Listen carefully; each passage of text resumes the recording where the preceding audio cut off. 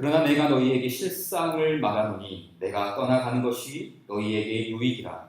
내가 떠나가지 아니하면 보혜사가 너희에게로 오시지 아니할 것이요 가면 내가 그를 너희에게로 보내리니 그가 와서 죄에 대하여 의에 대하여 심판에 대하여 세상을 책망하시리라. 죄에 대하여라 함은 그들이 나를 믿지 아니하며 의에 대하여라 함은 내가 아버지께로 가니 너희가 다시 나를 보지 못하니 심판에 대하여라 함은 이 세상 임금이 심판을 받았음이라. 내가 아직도 너희에게 이를 것이 많으나 지금은 너희가 감당하지 못하리라. 그러나 진리의 성령이 오시면 그가 너희를 모든 진리 가운데로 인도하시리니 그가 스스로 말하지 않고 오직 들은 것을 말하며 장래 일을 너희에게 알리시리라. 그가 내 영광을 나타내니 내 것을 가지고 너희에게 알리시겠습니다. 무릇 아버지께 있는 것은 다 내 것이라. 그러므로 내가 말하기를 그가 내 것을 가지고 너희에게 알리시라 하였노라.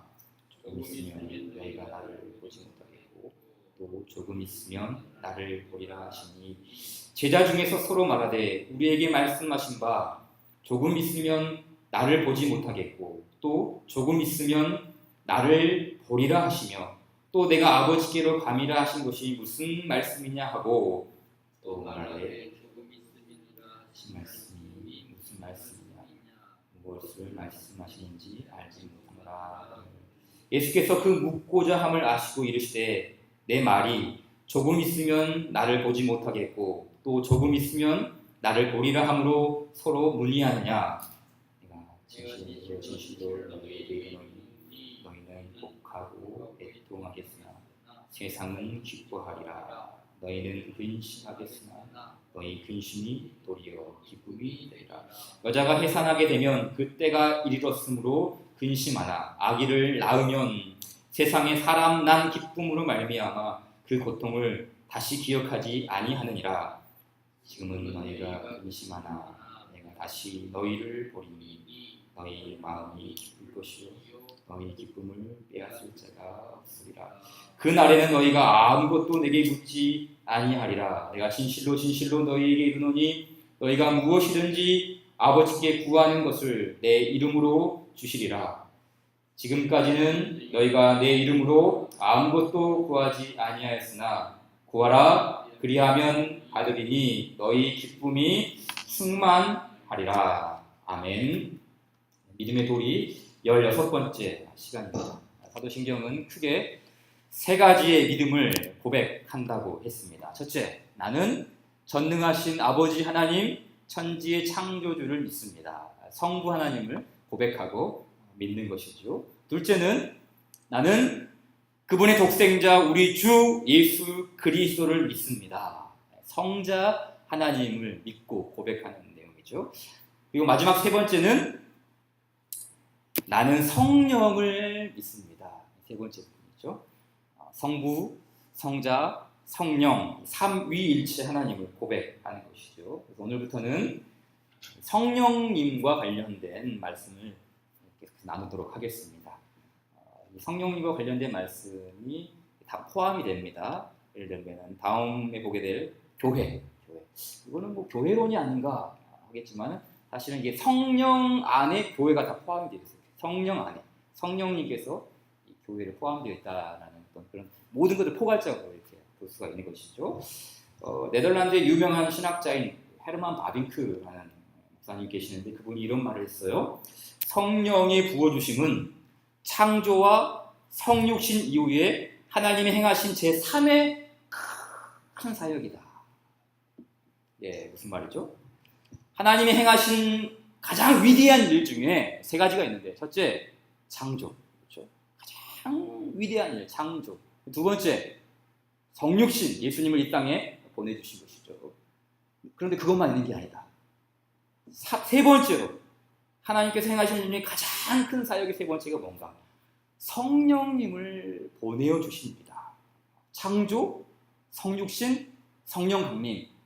이 세 가지가 지금 나란히 어깨를 같이 하고 있는 거예요. 하나님의 이 놀라운 사역, 그 위대한 사역, 이 세 가지를 지금 꼽고 있는 것이죠. 세상 사람들은 예수님의 오심은 어느 정도 알고 있어요. 그렇죠? 기독교인이 아닌 사람들도 예수님이 태어나신 날, 크리스마스, 성탄절은 알아요. 그러나 성령의 오심은 잘 모릅니다. 성탄절은 알아도 성령 강림절은 몰라요. 세상은 성령님을 알지 못합니다. 세상은 성령님을 받지도 못했습니다. 그러나 우리는 성령님을 알고 우리는 성령님을 고백합니다. 우리는 성령님을 믿습니다. 왜냐하면 성령님이 아니고서는 누구든지 예수를 주로 시인할 수 없기 때문이죠. 성령님을 받으셨나요? 성령님이 여러분 안에 거하시나요? 우리를 위하여 예수님께서 오셨듯이 동일해요. 우리를 위하여 성령님께서 오셨어요. 요한복음 14장, 그리고 15장, 16장 여기까지는 예수님의 고별 메시지예요. 고별 메시지. 이 고별 메시지가 뭐예요? 나 간다. 이제 잘 있어라. 이렇게 마지막 메시지를 던지는 것이죠. 그러니까 제자들이 예수님 가신다는데 얼마나 근심이 되겠어요. 그냥 걱정하는 정도가 아니라 근심이 가득하였다. 근심이 가득하였다. 예수님 말하죠. 얘들아, 걱정하지 마. 내가 너희를 고아와 같이 내버려 두지 않을 거야. 내가 가면 나 대신에 보혜사를 너희에게 보내줄 거야. 라고 이야기하죠. 보혜사라고 했어요. 보혜사. 보혜사라는 말은 여러 가지 뜻이 있어요. 위로자, 변호자, 돕는 자, 상담자, 이런 의미가 있습니다. 다시 말해 성령님은 예수님이 이 땅에 계시는 동안 제자들의 보호자가 되고 제자들의 가르침을 주고 제자들의 어떤 돕는 이가 되고 제자들의 변호사가 되었던 것처럼 동일하게 성령님도 우리의 변호사로서 우리의 돕는 이로서 우리의 인도자로서 우리의 상담자로서 그런 역할을 해준다는 것이죠. 몇 주 전이죠. 예수님의 부활에 대해서도 잠깐 공부할 때 언급했지만 우리 생각에는 부활하신 예수님께서 떠나시지 않았다면 예수님이 떠나시지 않았다면 훨씬 더 나았을 거라는 예수님이 이 땅에 계속 계셨다면 훨씬 더 나았을 것이라는 그런 견해가 있죠. 우리 그 마트에 가면 이런 게 있잖아요. 1+1 묶어서 파는 거. 그러니까 예수님이 이 땅에 계시고 성령님도 이 땅에 계셨으면 이거 1+1이잖아요. 얼마나 좋습니까? 금상첨화잖아요. 그런데 절대 그렇지 않습니다. 예수님이 떠나시지 않고 우리 가운데 있었으면 좋을 것 같지만 사실은 유익이 없죠. 예수님은 내가 떠나가지 아니하면 보혜사가 너희에게로 오시지 아니할 것이요 라고 이야기하죠. 내가 가지 아니하면 오시지 아니할 것이다. 반드시 선행되어야 할 일은 떠남이었어요. 떠남. 십자가와 부활 그리고 승천하신 예수님께서 하늘 보좌 우편에 앉으심으로써 성령님이 이렇게 강림하게 되죠. 그래서 우리 계속해서 살펴봤던 이 구원 역사의 흐름이라는 이제 이 도표를 보게 되면은 역사는 물론 예수님이 탄생하신 이전과 이후로 AD와 비포가 나누어지죠. 비포와 애프터가 나누는데 또 하나 우리가 눈여겨야 할 역사가 있죠. 바로 성령님이 강림하시기 전과 강림하신 이후. 이건 역사의 대전환점이죠. 역사의 대전환점이죠. 교회 역사도 역시 성령님께서 강림하신 이전과 이후로 완전히 달라집니다. 대전환. 예수님의 오심만이 아니라 성령님의 오심도 역사의 한 획을 긋는 사건이라는 것이죠. 왜냐하면 예수님께서 다 이루어 놓으신 그 구속의 은혜, 모든 열매와 모든 결과를 성령님께서 한 알음 안고 임하시기 때문이에요. 우리가 사도행전을 보게 되면 베드로가 오순절 날 설교를 하는데 그 설교를 듣고 5천 명이 넘는 사람들이 회심을 하게 되잖아요. 베드로의 능력 때문일까요? 자, 이 날이 무슨 날이었죠? 오순절. 여러분, 오순절이 무슨 날입니까? 오순절은 구약에서 보리 추수를 하는 시기예요. 보리 추수. 그러니까 밭에 있는 수많은 보리를 수확하듯이 성령님께서 그 많은 영적인 열매를 다 수확하는 거예요. 다 수확하는 거예요. 한 개인의 능력이 아니라 성령의 강림 사건을 통해서 오순절, 그렇죠. 하필이 왜 오순절인가? 그 추수 시기, 영적인 열매를 다 추수하는 그 시기로서 바로 이 놀라운 일을 보여주는 것이죠. 그래서 오순절, 또 다른 말은 성령 강림절이죠. 중요한 이유가 바로 여기에 있어요. 성령님께서 주님의 교회를 열매 맺게 하시고, 성령님께서 주님의 교회를 추수하게 하시고, 성령님께서 주님의 교회를 더 풍성하게 만들어 가시죠. 풍성하게 만들어가요. 사도행전 13장, 내일 큐티 본문인데 거기 말씀 보니까 안디옥 교회죠. 안디옥 교회가 바나바와 바울을 선교사로 파송합니다. 그런데 말씀을 잘 보면 교회가 선교사를 파송하는 게 아니에요. 누가 파송합니까? 성령께서 바나바와 바울을 세워라. 성령께서 그 둘을 보냈다라고 해요. 파송했다라고 해요. 선교, 교회 역할이죠. 교회가 하는 모든 일은 성령. 교회의 주인이 성령님을 드러내고 있는 것이죠. 성령이 뿌리시고, 성령이 열매 맺게 하시고, 성령이 추수하게 하세요.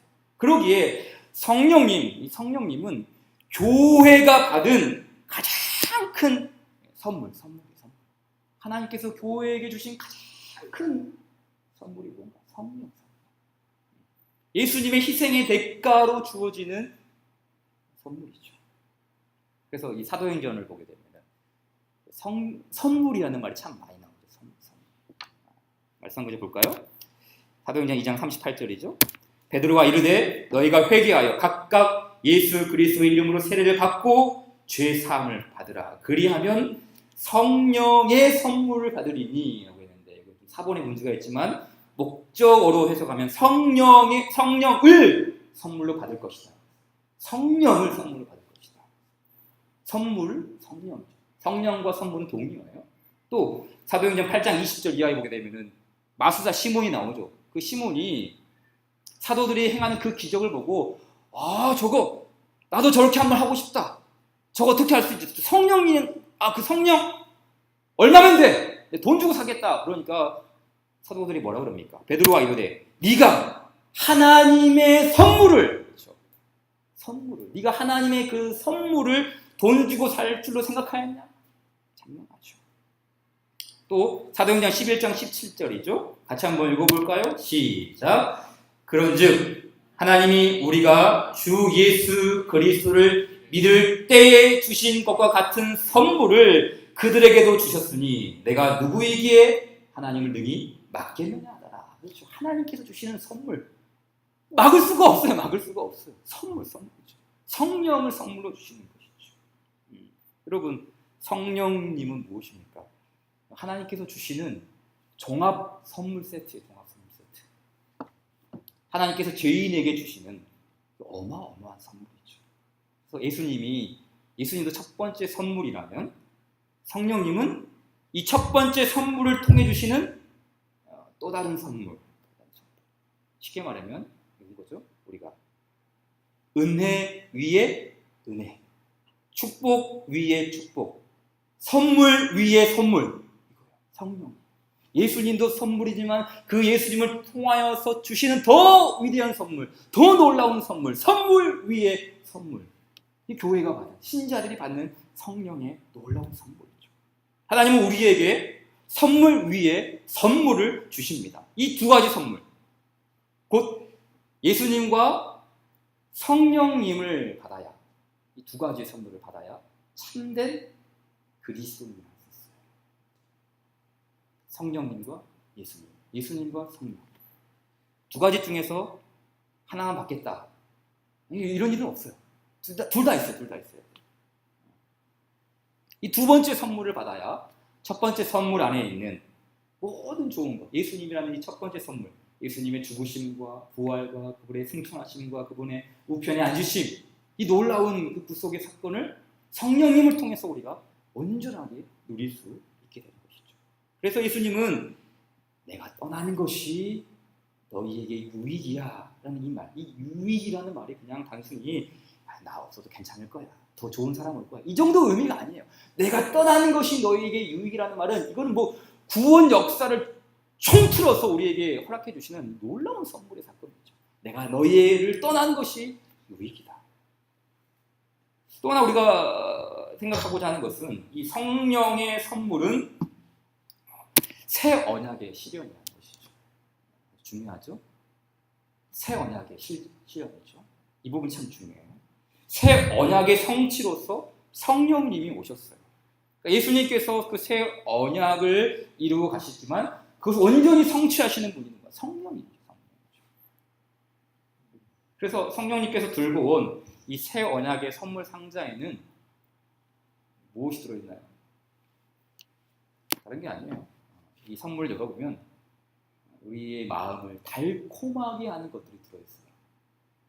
이제 수요일 끝나면은 이제 저기 있는 애들이 목사님 방을 막 달려가잖아요. 왜 달려갑니까? 가면은 뭐 작은 상자 안에 달콤한 것들이 들어있고 그거 얻어먹으러 가는 거예요. 마찬가지로 성령님께서 우리에게 주시는 그 달콤함, 그 달콤함이 뭐냐면은 영적인 달콤함이에요. 영적인 달콤함. 무슨 말이냐면 성령님을 받으면 막 달려가는 거예요. 어디를 향해서? 하나님을 향해 달려가는 거예요. 하나님. 그 신령한 것에 그 달콤함의 맛에 막 길들였기 때문에 세상의 것이 더 이상 맛있지 않아요. 성령이 우리 안에 역사하면 막 하나님을 향해 달려가는 거예요. 그래서 욕망하는 것이 바뀌게 돼요. 욕망하는 거예요. 욕망하는 거예요. 이제 하나님 나라를 욕망하라는 그런 책이 있는데 그 책 내용 보니까 욕망이 달라진다는 거예요. 우리가 욕망하는 게. 욕망하는 거. 욕망이라는 표현은 별로 좋지 않은 표현이지만 무엇을 욕망하느냐에 따라서 완전히 달라지죠. 우리가 세속적인 것, 헛된 것들을 욕망하면 그건 완전히 하나님 보시기에 악한 것들. 그러나 하나님을 욕망하면 하나님 기뻐하시는 거죠. 무엇을 욕망하는 거예요? 성령을 받으면 우리가 그렇게 하나님을 욕망하고 하나님을 갈망하고 하나님만을 추구한다는 것이죠. 그래서 이전에는 이 새 언약이 성취적이 되기 전에는 이 사람들의 마음이 돌판과 같았죠. 돌판에 하나님의 법이 새겨졌는데 이제는 성령님에 의해 하나님의 법이 우리 심령에 새겨지죠. 에레미야서의 말씀이 있지 않습니까?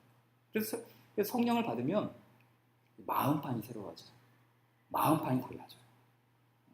이전에 추구했던 달콤함은 세상이었어요. 쾌락을 갈망하고 정욕을 탐욕하고 물질과 번영을 욕망했어요. 그런데 이제 성령을 받게 되면 욕망하는 것이 달라져요. 성령님이 우리 안에 역사하시면 욕망하는 것이 달라져요. 하나님을 욕망하게 되고 하나님의 나라를 갈망하게 되는 것이죠. 욕망하는 것이 바뀌는 거예요. 그렇기에 이 성령을 받았다는 것은 어떤 자그마한 능력을 받았다는 그런 정도의 의미가 아니죠. 이 말은 하나님의 나라를 통째로 받았다는 그런 깊은 의미가 있는 거죠. 어떤 내 안에 어떤 능력 행하는 것, 어떤 뭐 위대한 뭐 힘을 행하는 것, 이 정도의 성령을 받았다는 게 아니라 하나님의 나라 그 자체를 우리가 완전히 우리의 내면 안에 깊게 받은 것이죠. 우리 안에 하나님의 나라가 통째로 임하였다. 바로 이 말씀이죠. 이것이 무엇입니까? 새 창조예요. 새 창조. 새 창조. 새 하늘과 새 땅은 미래에 열리는 것이 아니라 지금 성령 안에서 살아가는 우리에게 열린 것이죠. 그래서 우리는 고린도후서 5장 17절에 새로운 피조물이야. 새로운 피조물. 그리스도 안에. 누구든지 그리스도 안에 있으면 새로운 피조물이라. 새 하늘과 새 땅을 지금 살아가는 새로운 사람. 새로운 사람이죠. 골로새서 3장 1절 말씀 보니까 너희가 그리스도와 함께 다시 살리심을 받았으면 위의 것을 찾으라. 요즘 이제 학교에서 골로새서 공부를 하고 있는데 이 말씀을 또 보면서 다른 분들은 어떻게 생각할지 모르지만 저는 이렇게 생각했어요. 그리스도와 함께 다시 살리심을 받았으면 여기에는 성령이 들어가지 않지만 저는 성령의 사역이 여기 있다고 봐요. 그렇죠. 그리스도와 함께 다시 살리심을 받았다는 것. 우리가 죽었다가 사는 것이죠. 예수 그리스도와 함께 십자가에 못 박히고 죽었다가 사는 거, 이를 누가 할 수 있습니까? 성령이에요. 성령에 의하여 우리가 다시 살리심을 받았으면 위의 것을 욕망하는 것이 달라져. 욕망하는 것, 추구하는 것이 달라지는 것이죠. 이게 바로 새 언약의 실현이죠. 이렇게 성령님의 오심은 새 시대를 여는 새 언약의 실현이죠. 예수님은 제자들 곁에 있을 수는 있었지만 제자들 안에 있을 수는 없었어요. 그렇죠? 그들 곁에 있을 수는 있었지만 그들 안에 있을 수는 없었어요. 그러나 보혜사 성령님은 이제 그들 안으로 들어오십니다. 그들 마음속에 거하십니다. 동일합니다. 우리에게도 그 성령의 거하심이 있는 줄 믿습니다. 우리는 그 성령을 믿습니다. 사실 제자들의 문제, 이 복음서의 말씀 보게 되면 제자들의 문제가 뭐였어요? 내면의 문제였어요. 내면의 문제. 마음의 문제였죠. 성령이 임하시기 전까지는 속 사람이 부실했어요. 건실하지 못했어요. 예수님을 배반하고 십자가에 다 도망가고, 예수님은 죽게 생겼는데 누가 서로 돕냐? 네가 좌회전, 나는 우회전, 뭐 이런 일을 하고 있었잖아요. 속이 골아있어요. 그러니까 두려움과 불안과 염려와 시기를 극복하지 못하지 않습니까? 그러나 성령이 오시자 완전히 달라집니다. 성령님은 속 사람을 강건하게 하고 새롭게 하십니다. 성령을 받으면 강건해지죠. 여러분, 우리가 참 험한 세상을 우리가 살아갔는데 가장 힘든 게 뭔가요? 가장 힘든 게 무엇이죠? 자녀 문제, 사업, 경제, 다른 사람과의 관계, 여러 가지가 있지 않습니까?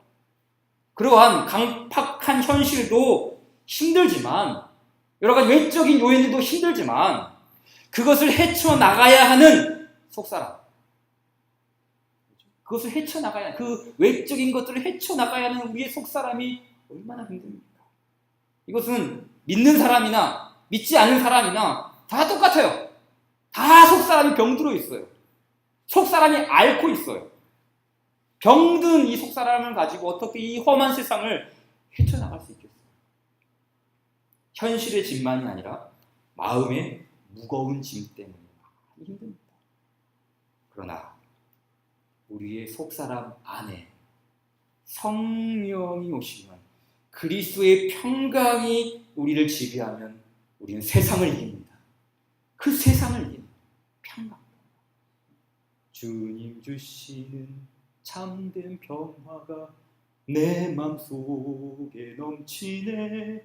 주의 말씀에 거센 풍랑도 잠잠하게 되도다. 헤쳐나가는 거예요.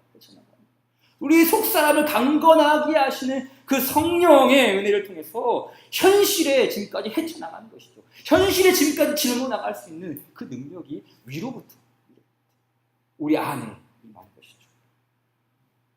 부활하신 주님이 내 안에 계시는데 어찌 우리가 죽은 상태로, 죽은 마음으로 살아갈 수 있겠습니까? 찬송가 15장인가요? 찬송을 부르는데 제목이 이거죠. 하나님의 크신 사랑. 이 찬양을 부르는데 하나님의 크신 사랑을 꼭 하나님의 크신 선물로 이렇게 이해가 되더라고요. 가사를 보니까 하나님의 크신 사랑 하늘에서 내리사 우리 마음에 항상 계셔 온전하게 하소서. 뭡니까? 하나님의 크신 사랑이 뭐예요? 다른 게 성령님 아닙니까? 성령님 우리 마음에 항상 계셔 온전하게 하시네. 그분이 하나님의 선물이라는 것이죠. 하나님의 크신 사랑, 크신 선물. 2절 가사에 보니까 걱정 근심 많은 자를 성령 감화하시며 복과 은혜 사랑받아 평안하게 하소서. 이겨나간다는 거예요. 그 성령의 감동하심 때문에 험한 세상을 이겨나갈 수 있는 그 내적인 강함, 이겨나간다는 것이죠. 3절 가사에도 전능하신 아버지여 주의 능력 주시고 우리 마음에 임하셔서 떠나가지 마소서. 그렇습니다. 육신의 주님은 떠나셨으나 성령 안에서 우리 주 예수 그리스도께서 우리 안에 거하십니다. 이 성령. 예수님이 떠나는 것 훨씬 유익해요. 떠나는 것 훨씬 유익하죠. 오늘 본문 말씀을 보게 되면은 성령님이 오셔서 하는 이 일을 무엇이라고 합니까? 여러 가지를 말하는데 16장 8절을 보게 되면은 그가 와서 죄에 대하여, 의에 대하여, 심판에 대하여 세상을 책망하신다. 성령께서 하시는 게 뭔가? 책망. 그래서 이 책망한다는 말은 우리 법원에서 검사가 기소를 한다는 말이죠. 드러내다, 죄를 드러내다, 폭로하다, 정죄하다라는 뜻이었어요. 오순절날 베드로가 설교를 했지 않습니까? 유대인들에게 예수님을 못 박은 그 죄를 딱 지적하니까 그들이 어떻게 합니까? 형제들아, 우리가 어찌할꼬? 라고 이렇게 반응하지 않습니까? 우리가 어찌할꼬? 그런데 그 2장 37절 그 앞에 수식어가 뭐가 나오냐면은 마음에 찔림을 받았어요. 단순히 뭐 양심의 가책을 받았다는 그런 의미가 아니라 여기서 마음은 뭐냐면은 여러분 우리 오장육부라고 해서 오장육부가 있잖아요. 그러니까 여기서 이 마음은 이 폐부를 의미하는 폐부. 창자가 꼬인다는 말이 있죠. 창자가 꼬인다는 말. 그러니까 이 사람들이 뭐예요? 영혼의 오장육부가 뒤틀려 버린 거예요. 영혼의 오장육부가 마음에 찔려. 영혼이 이 마음의 오장육부가 뒤틀려 버려서 어떻게 할 수가 없는 거예요. 근데 이런 일을 누가 하신다고요? 성령입니다. 죽었다 깨어나도 인간이 할 수가 없는 거죠. 성령님은 죄를 깨닫게 하고 죄를 드러내는 사역을 하십니다. 특별히 성령님은 어떤 죄를 폭로하시냐면 가장 으뜸이 되는 죄를 폭로하세요. 으뜸죄는 죄. 물론 모든 죄가 다 폭로의 대상이지만 가장 으뜸이 되는 죄가 뭐겠어요? 다른 게 아니죠. 믿지 않는 거죠. 불신이죠. 불신. 9절 말씀이죠. 죄에 대하여라 하면 그들이 나를 믿지 아니하며.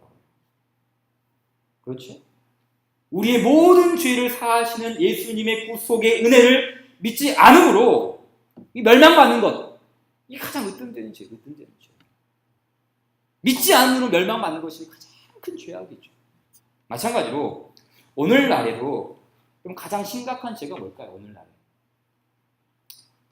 예수님께서 십자가 사랑과 이 영생의 은혜를 주시려고 했는데도 싫어, 거부하는 것이 아닙니까? 예수님이 이 땅에 오셨을 때 사람들은 예수님을 영접하지 않았어요. 자기 땅에 오매 자기 백성이 영접하지 않았어요. 오히려 십자가에 못 박아 죽였죠. 마찬가지로 오늘날 우리 시대와 교회는 성령님이 오신 시대를 살고 있어요. 성령께서 오셨어요. 하지만 이 성령님을 영접하는 사람이 많을까요? 적을까요? 성령님을 받아들인 사람이 더 많을까요? 배척하는 사람이 더 많을까요? 아마도 배척하는 사람도 많지 않아요. 자기 땅에 오매 자기 백성이 영접하지 않았어요. 성령님께서 오셨지만 성령님을 받아들인 사람, 배척하는 사람이 더 많은지 모르겠어요. 그럼 어떤 사람들이 성령님을 배척할까요? 예수님께서 오셨을 때 이방인들이 배척하지 않았습니다. 유대인들이 배척했죠. 성령님께서 오셨지만 성령님을 배척하는 사람은 오히려 성령을 모르는 사람이 아니라 성령을 안다고 하는 사람들이 아닙니다. 성령 내가 잘 알지. 나 알아. 성부, 성자, 성령님 계시잖아. 모르는 거 아니야. 그러면서도 성령의 다스림을 받지 않는 거예요. 성령님을 머릿속으로 인정하는 것에는 꺼리낌이 없어요. 그러나 우리의 삶의 왕으로 주관하는 것을 필사적으로 제거하려는 악심. 성령님을 거부하는 것이죠. 교회 안에는 예수님을 믿노라 하면서도 성령을 배척하고 대적하는 육신에 속한 사람들이죠. 우리 안에 이 부패한 욕망이 거룩한 영을 막 밀어내는 거예요. 그 대표적인 예로 아나니아와 삽비라. 그들은 사람을 속일 수는 있었지만 성령을 속일 수는 없었어요. 믿는 척하고 거룩한 척하고 직분자인 척했지만 성령에 속한 사람은 아니었어요. 여러분, 교회는 무엇입니까? 교회는 건물이 아니죠. 성령의 전. 저와 여러분이 성령의 전입니다. 그러기에 성령께서 중점적으로 활동하시는 영역이 어느 곳입니까? 다른 게 아니에요. 교회입니다. 교회를 교회되게 하고, 교회를 영광스럽게 하고, 교회를 든든하게 서가게 하고, 교회를 충만하게 하시는 것. 그 신자를 충만하게 하시는 분은 성령님이십니다. 그러기에 우리가 추구하고, 우리가 욕망하고, 우리가 갈망해야 할 분이 성령의 충만. 나는 성령을 믿습니다. 이 말은 단순히 지적인 동의만 끝나는 것입니다. 나는 성령을 갈망합니다. 나는 성령을 욕망합니다. 나는 성령을 갈급해합니다. 이 고백으로 이루어진 것이죠. 마지막으로 이 이야기 하나만 하고 마치도록 하겠습니다. 같이 이제 공부하는 목사님 중에 여의도 순복음 교회에서 이렇게 사역하시는 목사님이 계십니다. 순복음 하면 항상 떠오르는 게 뭐예요? 순복음 하면 성령. 성령의 은사를 많이 강조하지 않습니까? 지난 5월이었어요. 그렇죠? 성령 강림절 있는 그런 주간이었는데 목사님이 이제 교회에서 이제 구역장 모임 하는데 순복음교회는 구역장들만 모여도 웬만한 중대형 교회 숫자지 않습니까? 근데 이제 이제 구역장님과 함께 말씀을 나누는데 이 성령님에 대해서 이렇게 설교를 하신 거예요. 근데 이미 그 교회는 성령이 밑바탕에 딱 깔려있고 다 아는 내용이고 또 어떻게 보면 성령 식상하고 또 어떻게 보면 매일 강조하는 내용이지 않습니까? 그런데 이제 목사님들과 함께 이렇게 대화를 나누면서 그 모임 시간에 그러는 거예요. 그 모임 시간에 구역장님들의 그 마음속에 큰 은혜와 막 예배 시간에 눈물바다가 되었다는 거예요. 눈물바다가 되었다는 거예요. 자기 생각에는 이 내용 뻔한 내용이고 큰 은혜가 되지 않겠다 그랬는데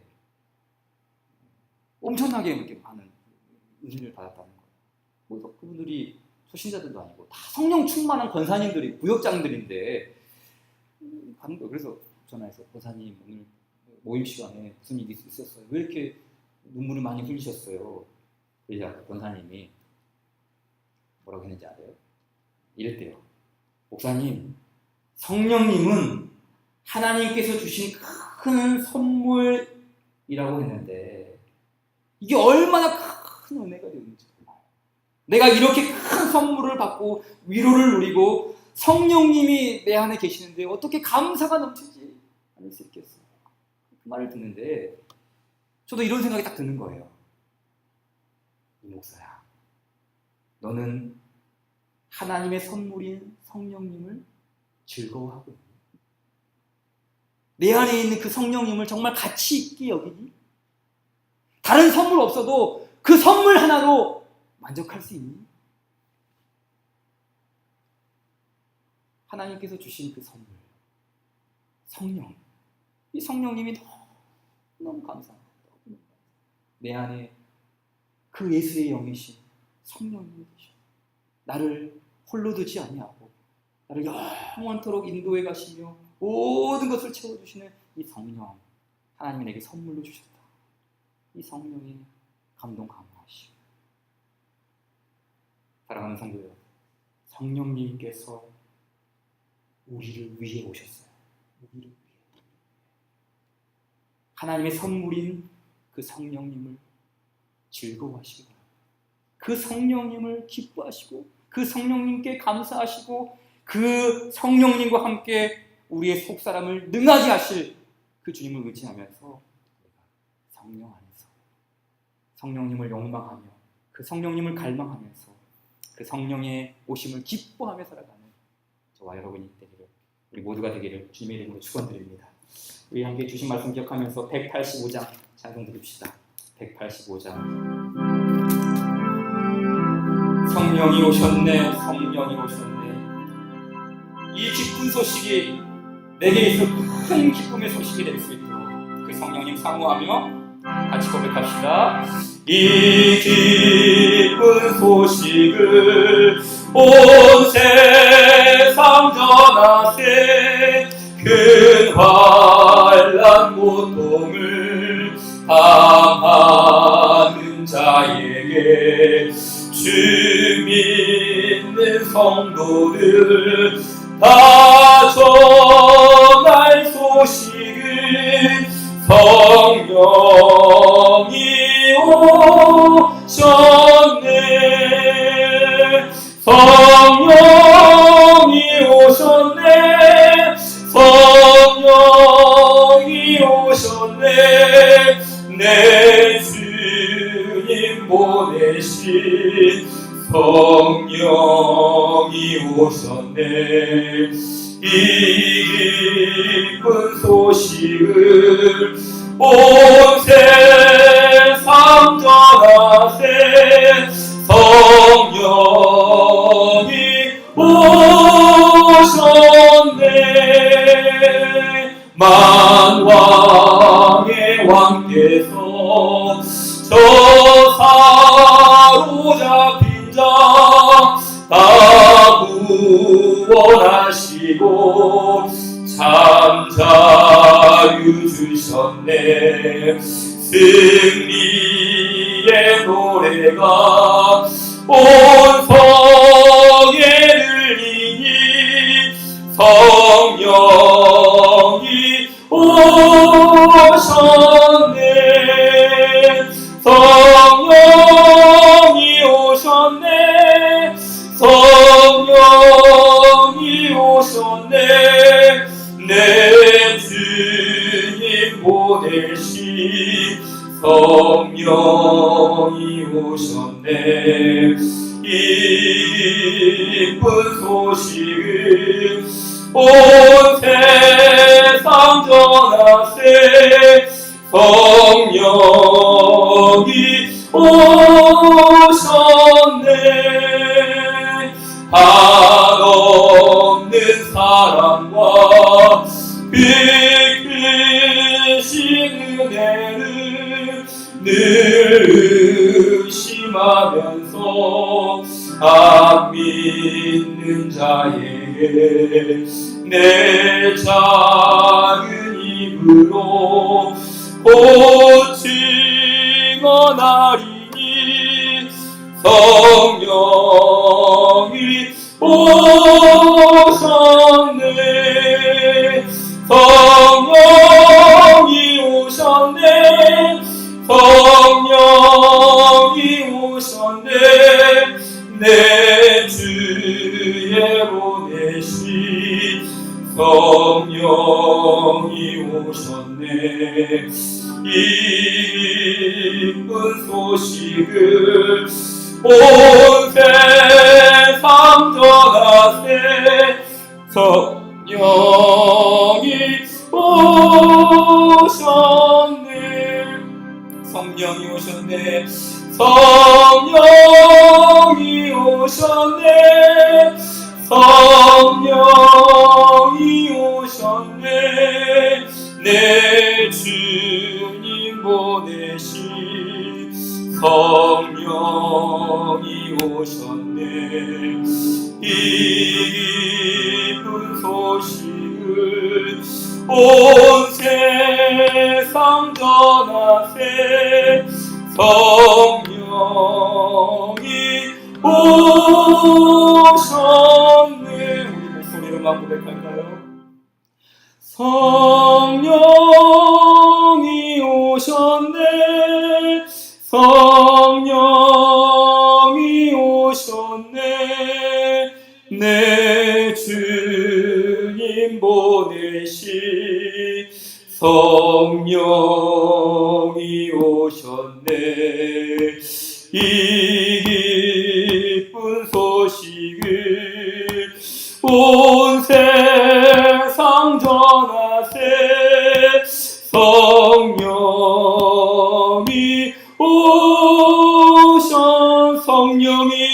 오셨네.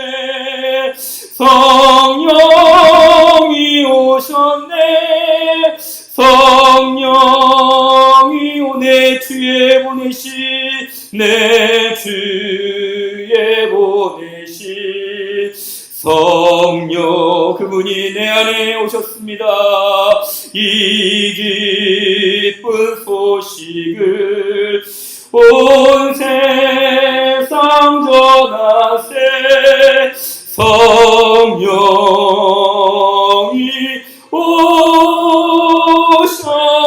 오셨네. 우리는 성령을 믿습니다.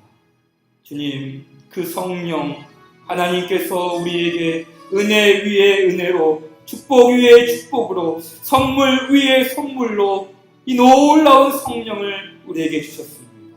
성령 하나님, 우리 안에 거하셔서 우리의 구주가 되어주시고 우리의 왕이 되어주시고 우리를 다스리셔서 통치하셔서 우리가 하나님의 나라를 갈망하며 하나님을 욕망하며 그 아버지를 향하여서 위의 것을 추구하며 살 수 있도록 그 성령께서 우리 안에 역사하고 계십니다. 주님 감사합니다. 성령님 감사합니다. 그 인격적이시며 우리에게 모든 좋은 것을 가르치시며 진리를 깨닫게 하시는 그 성령님, 우리가 감사하며 그 성령의 기쁨을 우리가 간직하며 그 기쁨을 나누기로 원합니다. 그 기쁨을 감사와 찬송으로 올리기로 원합니다. 성령이 오셨네. 성령이 오셨네.